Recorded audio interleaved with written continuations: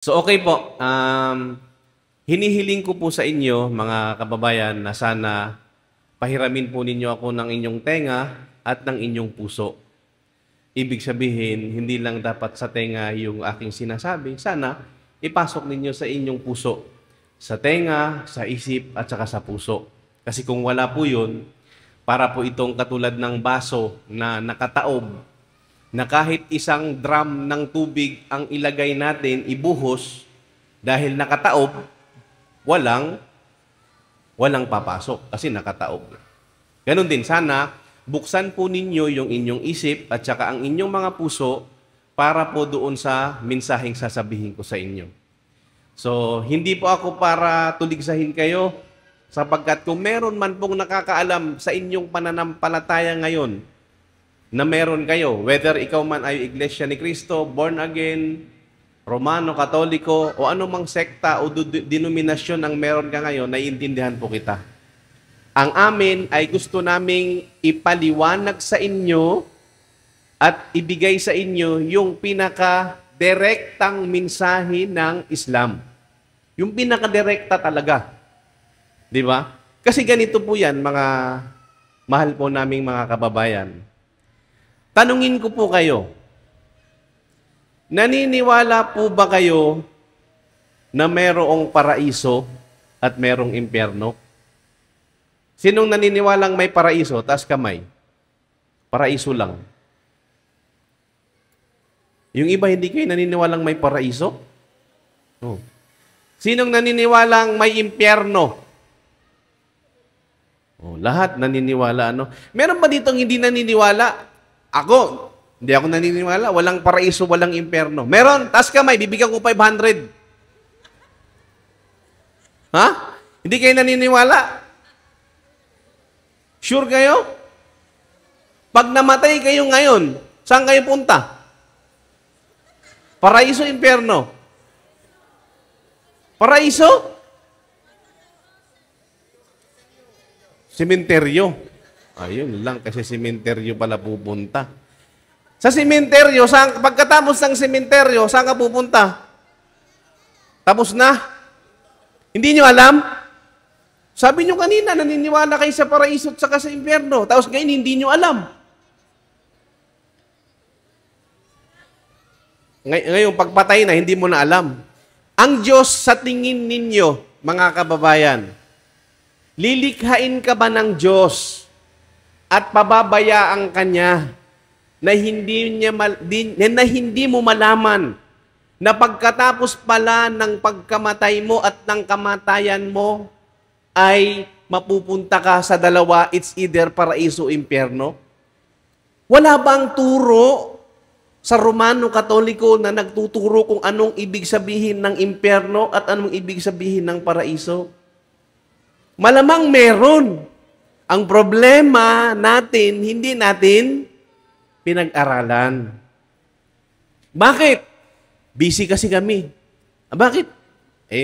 Marami akong anak, dami kong hinahanap buhay. Bakit pa ako mag-aaral sa relihiyon? Saka na yung relihiyon pag matanda na ako. Pag matanda ako, ugod-ugod na, saka ko pag-aaralan yung relihiyon. Ano ba? May paraiso, impyerno. Kasi malaki ang chance sa pag matanda na ako, baka mamatay na ako. Sino nagsabi sa'yo na aabot ka pa ng katandaan? Hindi ba? Marami bang namatay na bata pa? Paano pag namatay ka, bata ka pa? Hindi ka umabot ng katandaan. Pagdating sa kabilang buhay, sa araw na haharap ka sa Diyos, naniniwala ba kayong haharap kayo sa Diyos? Haharap tayo sa Diyos?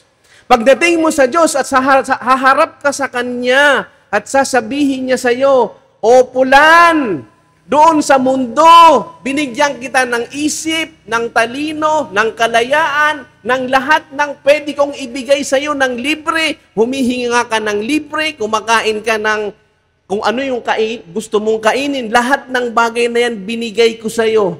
Ngayon, kinilala mo ba kung sino yung nagbigay niyan sa iyo? Kung sino yung Diyos na dapat mong pasalamatan dyan? Sinamba mo ba ako? Di ba? Pag tinanong ka ngayon, sino yung Diyos mo? Anong tanong? Anong sagot?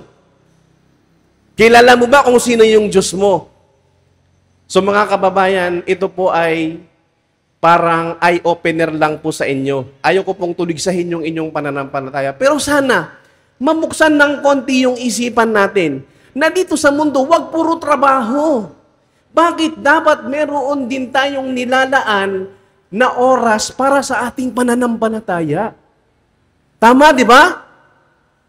At ang problema dito, mga kababayan, ito yung pinakamalaki kong tanong sa inyo. Ito po, no? Ang tanong ko na ito, sagutin ninyo sa inyong mga sarili. Sa inyong mga sarili lang. Anong tanong yon? Una, lahat ba kayo dito may relihiyon? O meron ditong ateista? Alam niyo yung ateista, hindi naniniwala sa Diyos? Walang relihiyon? Mga agnostic? Wala siguro, no? It's either Romano-Katoliko, born again, siguro, ano, basta meron kayong relihiyon. Ang tanong ko, lahat po ba ng relihiyon ay tama? Sige. Ano pong sagot ninyo, ma'am? Hindi lahat ng relihiyon tama? Sure po ba kayo? Ang tanong ko lang, walang explanation. Lahat ba ng relihiyon tama? Oo, tama. Lahat or hindi? Tama o mali? Lahat ba ng relihiyon tama? Sagot lang po kayo ng lahat. Tama o hindi? Hindi? Kanina sagot mo hindi, di ba? Okay. Okay lang. Wag mo i-explain. Mamaya, may kasunod po na tanong. Ang sabi niya, hindi lahat ng relihiyon tama. Yung pangalawang tanong,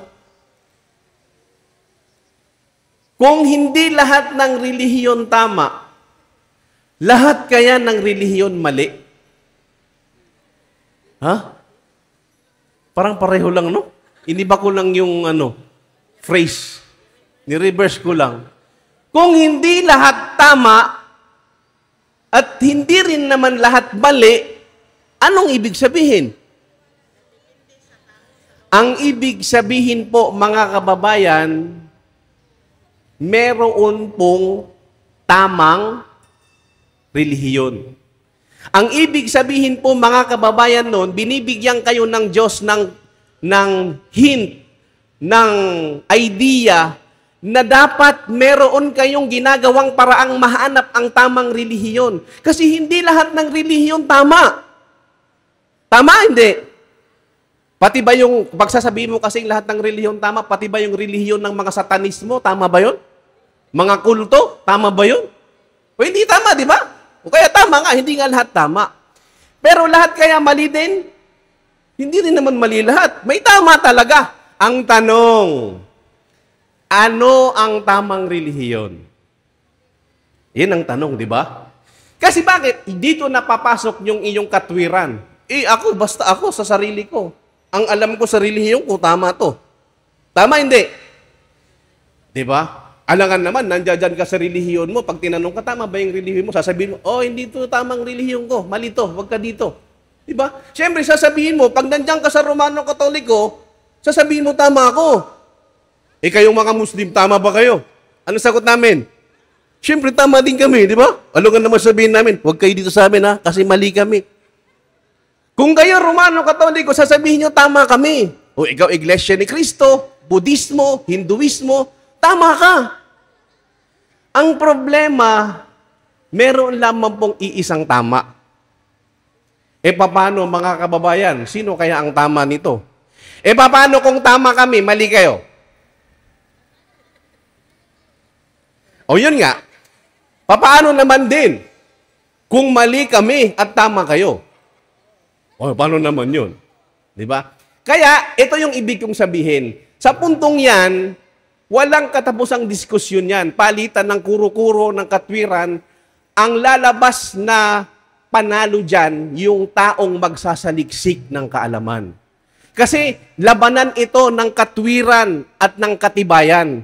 Hindi po pwede na sabihin mo lang na ikaw yung tamang relihiyon. Pag tinanong ka, papaano mo nalaman na ikaw ang tamang relihiyon? Sige nga, sino yung Diyos mo? Papaano yung pangalan anong pangalan ng relihiyon mo? Kasi totoo, Kapag ang pag-aaralan natin yung pangalan ng relihiyon, dapat may criteria yan.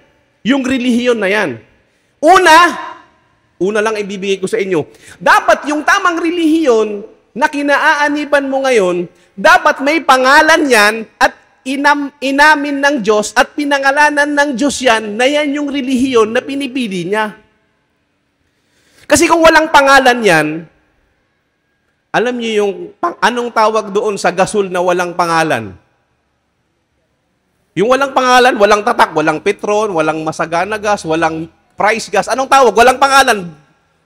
Kulay pula lang siya. Ha? Ang tawag ay fake o colorum. Di ba? Ganun yun.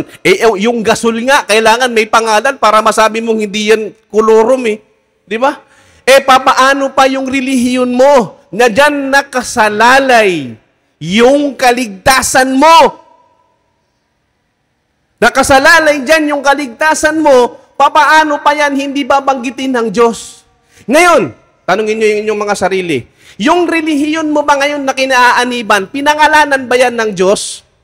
Nababasa ba yan sa inyong libro? Katulad namin mga Muslim, ang pangalan ng libro namin, Quran. Yung Quran, ibig sabihin, babasahin, salita ni Allah ng Diyos. Binaba niya kay Propeta Muhammad bilang gabay sa lahat ng mga tao. Pag tinanong mo kami, o kayo Muslim, pinangalanan ba ng Diyos ang inyong relihiyon? Ang sagot, yes. Meron po kaming nakalagay sa aming banal na Quran, na aklat, na ang Diyos sabi niya, Inna ad-dina 'inda Allahil Islam. Tunay na ang relihiyon lamang para sa akin ay ang Islam. Wa may yabtaghi ghayra al-Islam dinan falay yuqbal min. Sino man ang maghangad ng ibang relihiyon maliban sa Islam ay hindi tatanggapin sa kanya at kabilang siya sa mga taong talanan sa kabilang buhay. At ang pinakahuli, ang sabi niya, al-yawma akmaltu lakum dinakum wa atmamtu alaykum ni'mati wa raditu lakumul Islam dinan. Mga Arabic po ito. Sabi niya, sa araw na ito, kinukumpeto ko sa inyo ang aking biyaya at ang aking pinipili ko ang Islam bilang inyong relihiyon. Wa raditu lakumul Islam dinan. Pinipili ko ang relihiyong Islam bilang inyong pananampalataya. Nasa amin po yun. Ang tanong, inyong relihiyon ngayon, nandiyan ba yan sa Biblia? Ako dati akong Romano Katoliko. Sa tingin ko, walang nakalagay sa Biblia na sinabi ng Diyos, ang Romano Katoliko ang tamang pananampalatayang pinipili niya. Wala. So questionable yun, mga kababayan. Huwag po sana kayo masasaktan kasi katotohanan po yun. Diba? Minsan kailangan masabi yung katotohanan para at least mabuksan yung isipan natin, mga kababayan. Kaya, ang aming panawagan po sa inyo, mga kababayan, buksan nyo po yung puso at isipan ninyo. Kami po ay nag-o-offer sa inyo sa aming pananampalataya. What if, papaano kung kami ang tama at kayo ang mali? Yun ang sinasabi namin. Kaya nga sa abot ng aming makakaya, dahil sabi namin sa aming mga sarili na ang Islam ang tamang pananampalataya, ginagawa namin lahat ng paraan upang iparating ito sa inyo para maintindihan ninyo na ang Islam ang tama. Mga kababayan, katulad halimbawa, nakita kayo, imagine ninyo, merong isang taong naglalakad at sa harapan ng kanyang lakaran, sa daanan, merong isang tulay, naputol na tulay, at yung tao na yan na naglalakad, busy siya sa kanyang buhay. Hindi niya pinapansin kung ano yung meron sa harapan niya.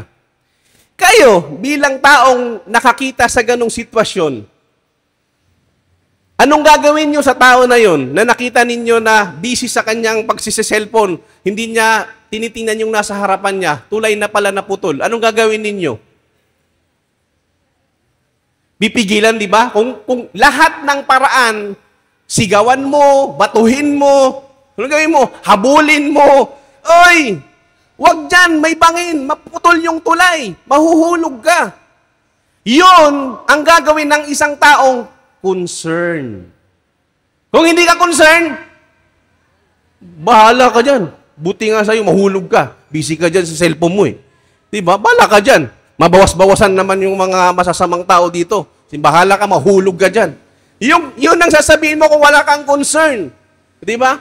Kaya pumunta kami dito. Itong aming mga tagapagsalita dito. Pumunta kami dito. Wala kaming hinahangad. Wallahi, sumpaman kay Allah.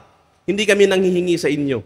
At hindi kami naghahangad na pakainin nyo kami, bigyan nyo kami ng regalo, bigyan nyo kami ng sahod. Wala.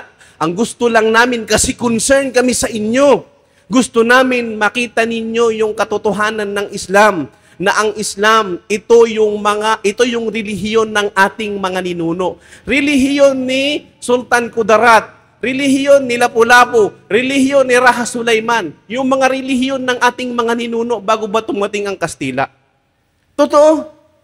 Ito yung ino-offer namin sa inyo. Ang Islam ang relihiyon ng mga naunang tao na mga propetang sugo ng Diyos. Simula kay Noah, kay Abraham, kay Solomon, kay David, kay John the Baptist, kay Jesus Christ, hanggang kay Propeta Muhammad, ito ang relihiyon, Islam. Kaya naman mga kababayan, ang gusto namin sa inyo, na kahit man lang umalis kayo dito, bukod sa makukuha ninyong anumang makamundong bagay na ibibigay namin sa inyo, sana mapagtanto ninyo na kailangan pag-isipan ninyo yung inyong kaligtasan kung ano ba talaga ang tamang pananampalataya. Kasi bakit? Anytime pwede tayong mamatay. At ang ino-offer namin sa inyo, ang kaligtasan. Hindi lang dito sa mundong ito, kaligtasan doon sa kabilang buhay na pinapaniwalaan natin na mayroong paraiso at impyerno. Mayroong pong paraiso. At ang Islam, detalyado pagdating sa paraiso at impyerno. Kaya kami, inaanyayahan po namin kayo na halipo kayo sa aming pananampalataya. Ipapaliwanag po ng pinaka-main speaker namin kung papaano po natin matatanggap ang kaligtasan, inshallah subhanahu wa ta'ala. Kaya hanggang dito na lamang po. Maraming salamat po at magandang hapon sa inyong lahat.